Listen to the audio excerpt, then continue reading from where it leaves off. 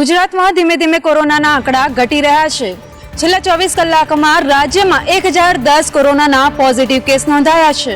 ગુજરાતમાં કોરોનાના કેસનો આંક 1100 ને નીચે નોંધાયો છે। રાજ્યમાં છેલ્લા 24 કલાકમાં કોરોનાના નવા 1010 કેસ નોંધાયા છે તો વધુ 7 દર્દીના કોરોનાથી મોત થયા છે। આજે વધુ 1190 દર્દીઓ સાજા થયા છે તો અત્યાર સુધીમાં કોરોનાના કુલ કેસનો આંક 2,35,299 પર પહોંચ્યો છે, જ્યારે અત્યાર સુધીમાં કુલ 2,19,125 દર્દીઓએ કોરોનાને માત આપીને સાજા થયા છે। રાજ્યમાં સૌથી વધુ કેસ અમદાવાદમાં નોંધાયા છે। અમદાવાદમાં 207 કેસ અને 5 લોકોના મોત થયા, જ્યારે સુરતમાં 130 કેસ નોંધાયા, જ્યારે એક દર્દીનું મોત થયું। તો વડોદરામાં 115 કેસ નોંધાયા, તો રાજકોટમાં 80 કેસ અને ગાંધીનગરમાં 21 કેસ નોંધાયા છે, જ્યારે જામનગરમાં 9 અને જૂનાગઢમાં 8 કેસ નોંધાયા। તો આ તરફ ભાવનગરમાં માત્ર 6 કેસ નોંધાયા છે। વધુ સાવચેતી રાખીશું, કોરોનાના નિયમોનું પાલન કરીશું અને સાથે મળીને ચોક્કસથી કોરોનાને હરાવીશું। સુરત શહેરમાં કોરોનાનો કહેર વધી રહ્યો છે। માંડ પાટે આવેલા હીરા ઉદ્યોગમાં કોરોના વિઘ્ન બની રહ્યું છે। સુરત શહેરમાં કોરોનાનું સંક્રમણ અટકાવવાનું નામ નથી લઈ રહ્યું। સુરત મહાનગરપાલિકા અને જિલ્લા પ્રશાસન દ્વારા જાહેર કરવામાં આવેલા આંકડા પ્રમાણે હાલ કોરોના પોઝિટિવનો આંકડો વધીને 47,550 પર પહોંચ્યો છે, જ્યારે મૃત્યુઆંક વધીને 1,108 થયો છે। શહેરમાં રિકવરી રેટ વધતા ડિસ્ચાર્જની સંખ્યા વધીને 45,345 પર પહોંચી ગઈ છે। હાલ શહેર અને જિલ્લામાં કુલ મળીને 1,097 એક્ટિવ કેસ છે। જો કે હીરા ઉદ્યોગમાં કોરોનાનું સંક્રમણ વધ્યું છે। વરાછા અને કતારગામ ઝોનમાં આવેલા હીરા કારખાનાઓમાં પોઝિટિવિટીનું પ્રમાણ વધ્યું છે। આ બંને ઝોનમાં કેસોની સંખ્યામાં વધારો થતા ટેસ્ટિંગમાં પણ વધારો કરાયો છે। સુરત શહેરમાં વધતા કેસો જોતા બંને ઝોનમાં આવતા હીરા ઉદ્યોગની અંદર કોરોના ટેસ્ટિંગ 1000 જેટલું રોજનું વધારવા મનપા કમિશનરે સૂચના આપી છે। દિલ્હીની જેમ રાજ્યમાં પણ મોહલ્લા ક્લિનિક શરૂ કરવાનો રાજ્ય સરકારે નિર્ણય કર્યો છે અને તે માટે જ નીતિન પટેલ આજે વાડજ વિસ્તારની મુલાકાતે આવ્યા હતા। દિલ્હીમાં જેમ સરકાર મોહલ્લા ક્લિનિક ચલાવે છે તેવી જ રીતે ગુજરાતમાં પણ મોહલ્લા ક્લિનિક શરૂ કરવાનું છે, જેને રાજ્ય સરકારે પંડિત દીનદયાલ ક્લિનિક નામ આપ્યું છે। જેની શરૂઆત થતા પહેલા નાયબ મુખ્યપ્રધાન નીતિન પટેલ આજે વાડજ ખાતે સ્થળ ચકાસણી માટે પહોંચ્યા હતા। અહીં વાડજ ખાતે નીતિન પટેલે મોહલ્લા ક્લિનિકની જાહેરાત કરતા તેને સ્લમ વિસ્તાર માટે આશીર્વાદરૂપ ગણાવ્યું હતું। તેમણે જણાવ્યું કે ક્લિનિક બપોરે 4 થી રાત્રિના 9 વાગ્યા સુધી ચાલુ રહેશે અને મજૂરી કામ કરી ઘરે પરત ફરતા લોકો આ ક્લિનિકનો લાભ લઈ શકશે। તેમણે જણાવ્યું કે જે વિસ્તારમાં 108 નથી જઈ શકતી તે વિસ્તારમાં આ ક્લિનિક શરૂ કરાશે, જ્યાં સાંજે 4 થી 9 MBBS અથવા તો આયુષ ડોક્ટર્સ આવશે। ગરીબોના સારા સ્વાસ્થ્યની કામના માટે બજેટમાં આ ક્લિનિક શરૂ કરવાનો નિર્ણય કરાયો છે અને બજેટ પણ ફાળવવામાં આવ્યું છે। દિલ્હીમાં મોહલ્લા ક્લિનિકને મળેલી સફળતા બાદ ગુજરાતમાં પણ હવે મોહલ્લા ક્લિનિક શરૂ થશે। સૌપ્રથમ શહેરી વિસ્તારોમાં અને ત્યારબાદ ગ્રામીણ વિસ્તારોમાં પણ આ પ્રકારે ક્લિનિક શરૂ કરવામાં આવશે। જામનગર મનપાના એક કર્મચારીને જાણ કર્યા વગર રજા લેવી ભારે પડી ગઈ છે। મ્યુનિસિપલ કમિશનરે કર્મચારીનું એક ઇન્ક્રીમેન્ટ રોકી દીધું છે। જામનગર મહાનગરપાલિકામાં રજા વગર ગેરહાજર કર્મચારીઓનો એક ઇજાફો બંધ કરવામાં આવતા અન્ય કર્મચારીઓમાં ફફડાટ ફેલાયો છે। કમિશનરે કરેલા સરપ્રાઇઝ ચેકિંગમાં પોલ ખુલતા ફરજમાં બેદરકારી દાખવવા બદલ આકરું પગલું લેવાયું હતું। મનપામાં વહીવટદારના શાસન બાદ કમિશનરે ગુરુવારે હાઉસ ટેક્સ, વ્યવસાય વેરા, ટ્રેઝરી, અકાઉન્ટ, જન્મ મરણ, જનસંપર્ક શાખામાં સરપ્રાઇઝ ચેકિંગ હાથ ધર્યું હતું।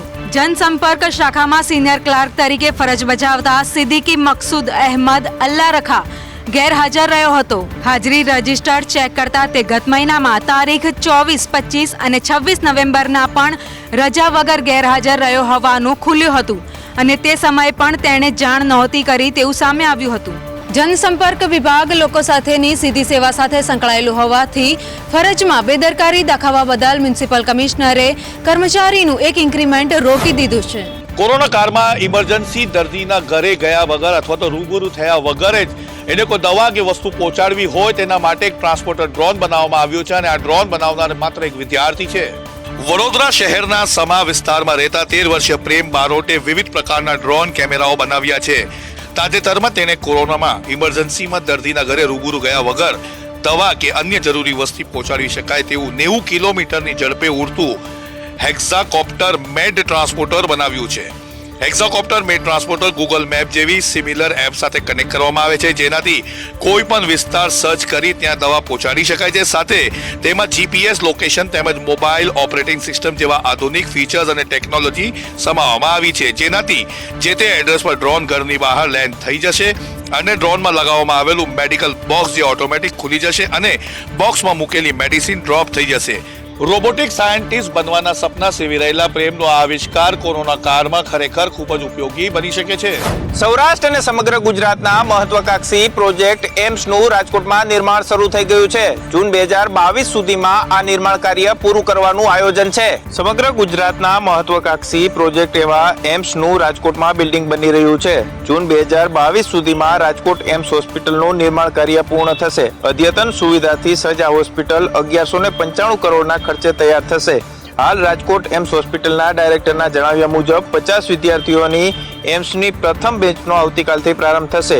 એમ્સમાં આવતીકાલથી પ્રથમ સત્ર શરૂ થશે, ત્યારે તમામ વિદ્યાર્થીઓ, પ્રોફેસરો, ડિરેક્ટરો તેમજ જોધપુર એમ્સના ડાયરેક્ટર અને અધિકારીઓ પ્રમુખ સ્વામી ઓડિટોરિયમમાં સોશિયલ ડિસ્ટન્સ સાથે મર્યાદિત સંખ્યામાં સત્રનો પ્રારંભ કરાવશે.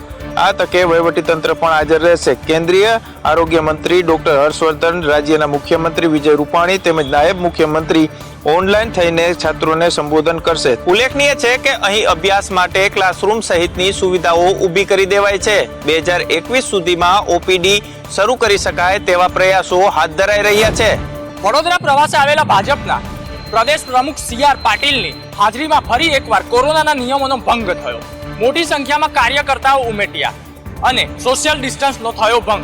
આગામી સમયમાં ગમે ત્યારે સ્થાનિક સ્વરાજની ચૂંટણીની તારીખો જાહેર થઈ શકે છે. તે પહેલા ભાજપ કોંગ્રેસ બંને પક્ષો દ્વારા તૈયારીઓ આરંભી દેવાઈ છે. બૂથ લેવલ સુધીના કાર્યકરોને પક્ષના નેતાઓ મળી રહ્યા છે અને પૂરતું માર્ગદર્શન આપી રહ્યા છે.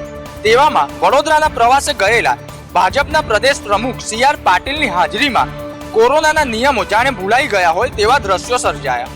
અહીં મોટી સંખ્યામાં કાર્યકરો ઉપસ્થિત રહ્યા હતા. સાથે આગામી મનપાની ચૂંટણી અંગે થઈ રહેલી બેઠકમાં અનેક નેતાઓ માસ્ક વગર પણ જોવા મળ્યા હતા. અહીં કાર્યકર્તાઓએ સોશિયલ ડિસ્ટન્સના પાટીલની હાજરીમાં ધજાગરા ઉડાવ્યા હતા. કોરોના મહામારીને પગલે હાલ કલમ 144 લાગુ કરી દેવાઈ છે. તેવામાં અહીં કાર્યાલય બહાર આટલા કાર્યકરો કેવી રીતે એકઠા થયા તે એક સવાલ છે. રાજકીય જમાવડાઓ ન કરવાનો નિર્ણય ભાજપ ભલે ને લેતી હોય, પરંતુ તે જ નેતાઓ આ નિર્ણયની અવગણના કરતા દ્રશ્યોમાં નજરે ચડ્યા છે.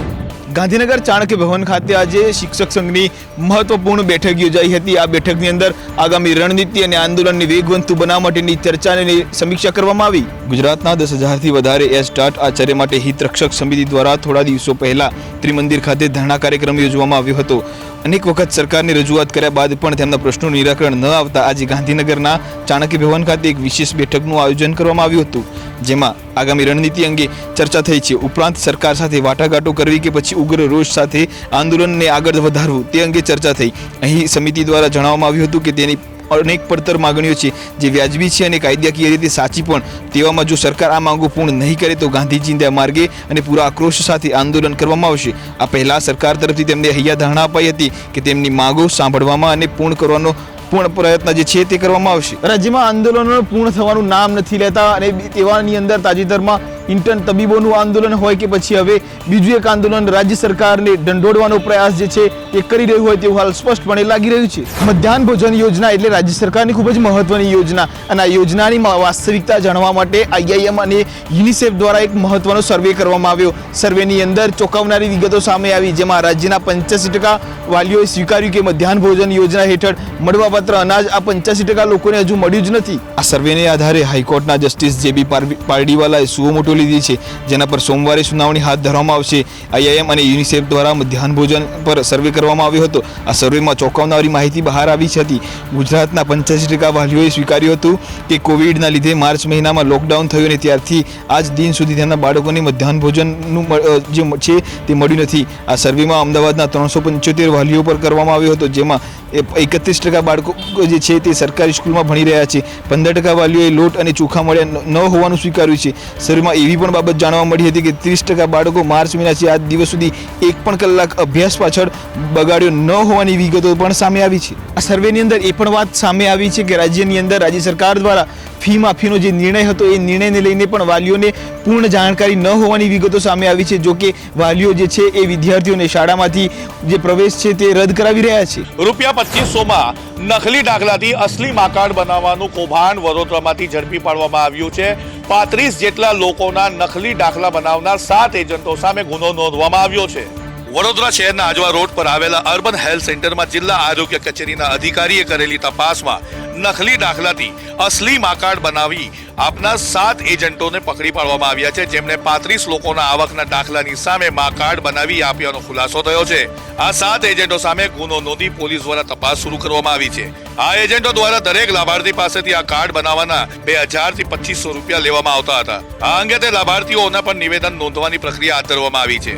આવકના દાખલાના ફોર્મેટમાં ટાઈપ કરેલા શબ્દો અને લાભાર્થીના ફોટો શંકાસ્પદ જણાતા આ દાખલાની ખરાઈ કરાઈ હતી અને ત્યારબાદ આ કાર્યવાહી હાથ ધરી તે એજન્ટોની ધરપકડ માટેની કાર્યવાહી હાથ ધરવામાં આવી છે.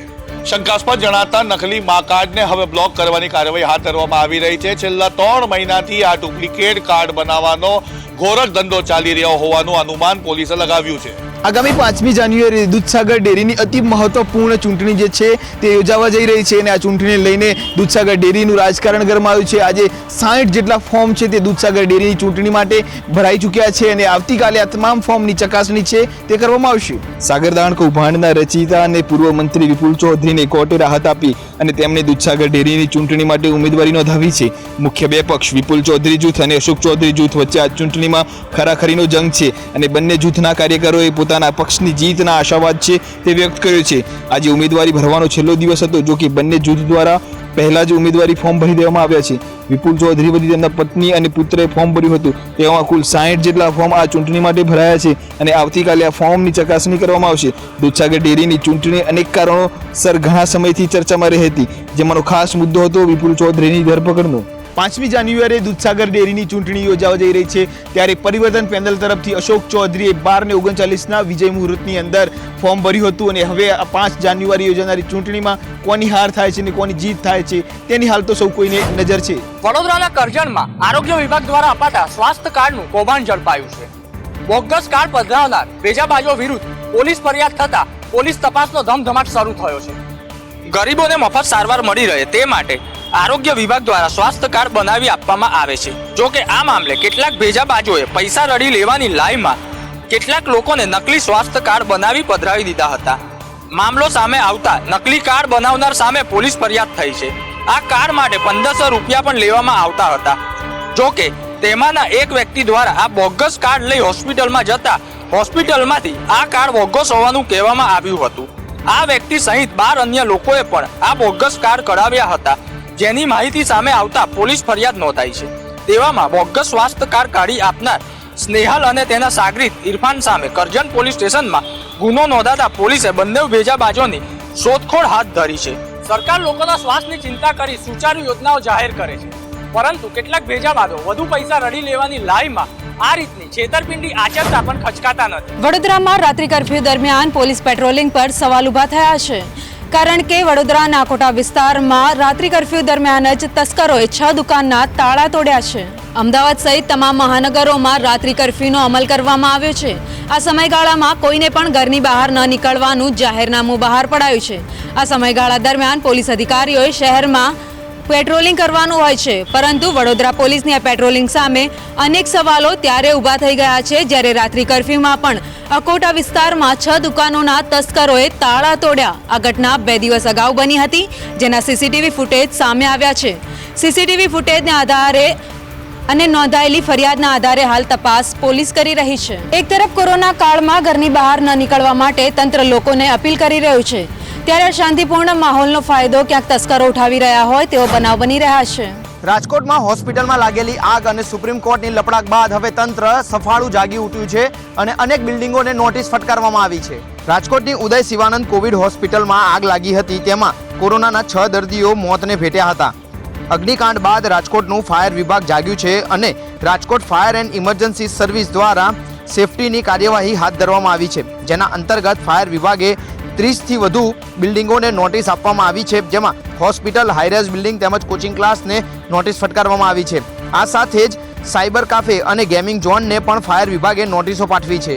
ફાયર વિભાગનું અનુમાન છે કે વેપારીઓ ફાયર વિભાગનું સર્ટી તો મેળવે છે, પરંતુ ત્યારબાદ તેને રિન્યુ ન કરાવતા આજે તેવા વેપારીઓને પણ નોટિસ ફટકારવામાં આવી છે. કચ્છની દરિયાઈ સરહદે પાકિસ્તાની બોટ સાથે ઘૂસણખોરને ઝડપી લેવામાં આવ્યો છે.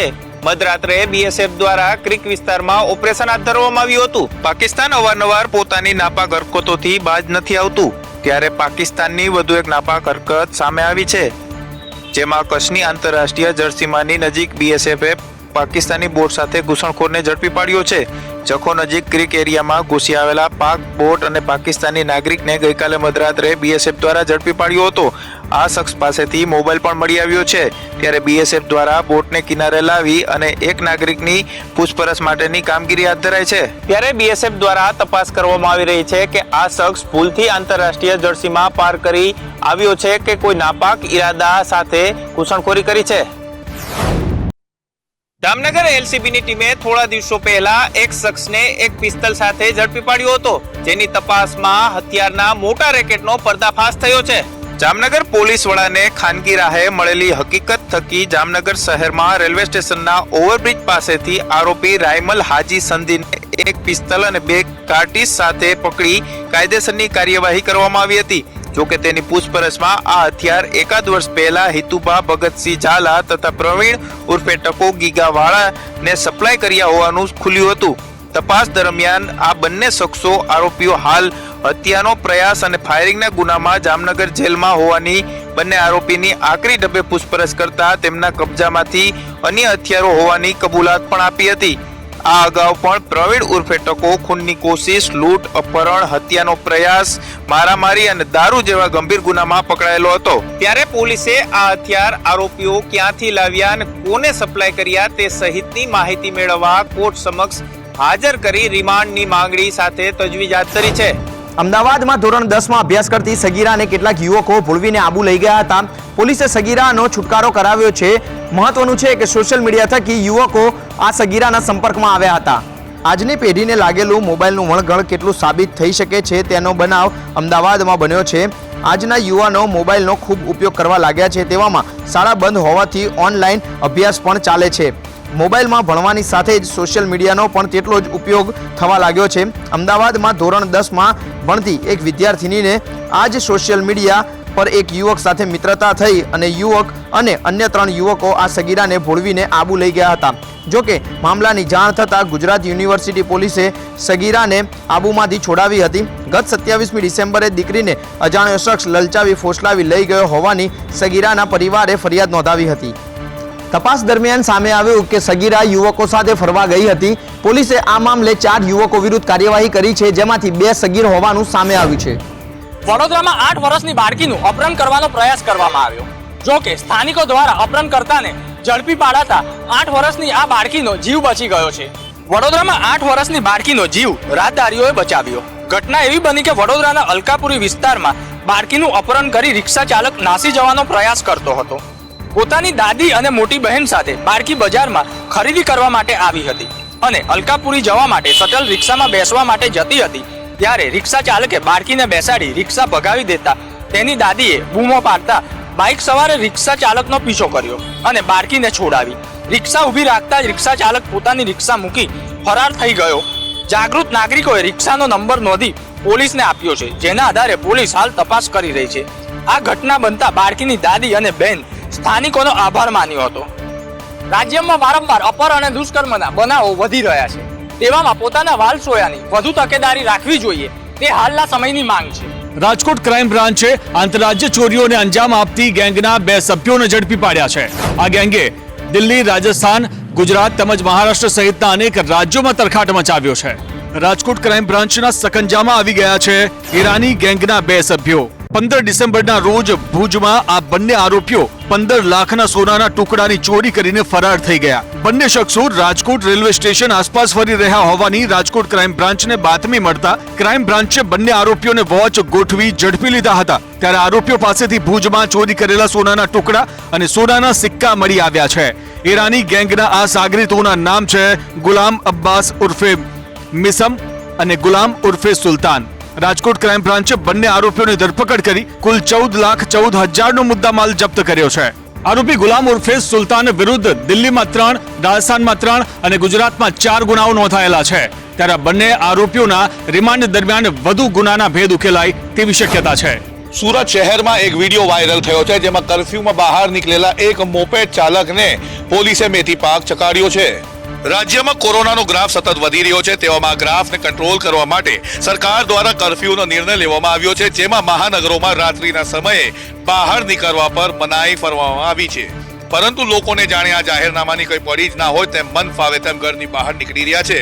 પરંતુ આ જાહેરનામાનો અમલ કરવાની જવાબદારી જેના શિરે છે તેવા પોલીસ કર્મચારીઓ પોતાની જવાબદારી બખૂબી નિભાવી રહ્યા છે. સુરતમાં એક વિડીયો વાયરલ થયો છે, જેમાં કર્ફ્યુમાં કોઈ પણ કારણ વગર બહાર ફરી રહેલા એક બાઇક સવારને પોલીસ દ્વારા રોકવામાં આવ્યો હતો અને યોગ્ય કારણ ના બતાવી શકનાર તે યુવકને પોલીસે મેથી પાક પણ ચકાવ્યો હતો. આ વિડીયો સુરતના લિંબાયત વિસ્તારનો હોવાનું અનુમાન લગાવવામાં આવી રહ્યું છે. સુરતવાસીઓને પોલીસે અપીલ કરી છે કે કારણ વગર ઘરની બહાર ના નીકળે. કોરોના પર કાબુ મેળવવી હોય તો માત્ર સરકારની જવાબદારી નથી, આપણે પણ સરકારને સહકાર આપવો પડશે, તો જ કોરોના સામેની જંગ જીતાશે.